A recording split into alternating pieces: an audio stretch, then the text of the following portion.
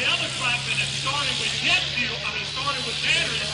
This one is starting with a Chevrolet Vega engine, popped up to 110 horsepower, and what he's doing is running a hydraulic motor.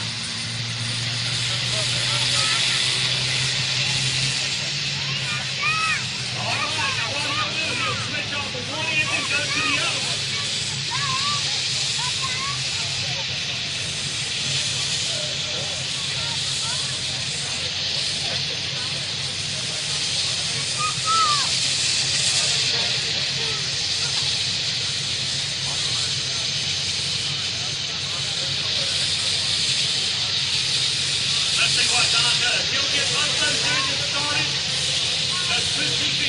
This is the maximum number of steady engines, rated horsepower that you can run in the NTPA